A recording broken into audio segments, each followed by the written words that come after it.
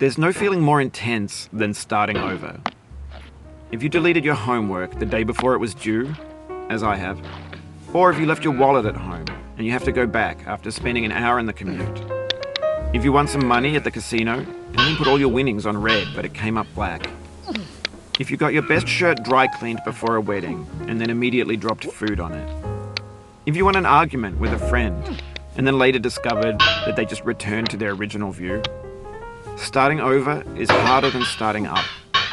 If you're not ready for that, like if you've already had a bad day, then what you're about to go through might be too much. Feel free to go away and come back. I'll be here.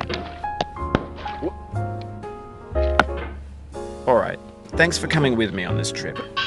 I'll understand if you have to take a break at any point. Just find a safe place to stop and quit the game. Don't worry, I'll save your progress, always, even your mistakes. This game is a homage to a free game that came out in 2002, titled Sexy Hiking. The author of that game was Jazuo, a mysterious Czech designer who was known at the time as the father of B games. And B games are rough assemblages of found objects. Designers slap them together very quickly and freely, and they're often too rough and unfriendly to gain much of a following. They're built more for the joy of building them than as polished products. In a certain way, Sexy Hiking is the perfect embodiment of a B game.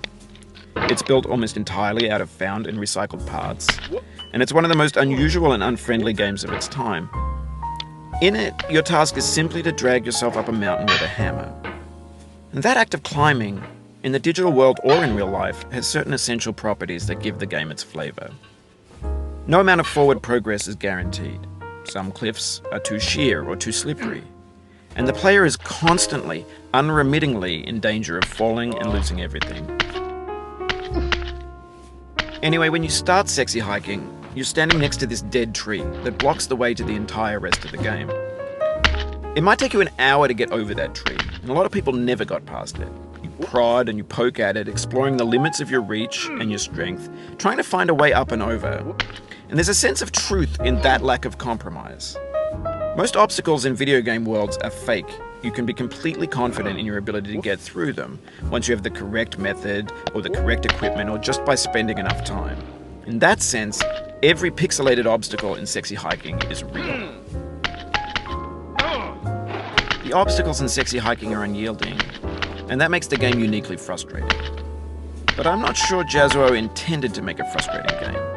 The frustration is just essential to the act of climbing, and it's authentic to the process of building a game about climbing. A funny thing happened to me as I was building this mountain. I'd have an idea for a new obstacle, and I'd build it, test it, and it would usually turn out to be unreasonably hard. But I couldn't bring myself to make it easier.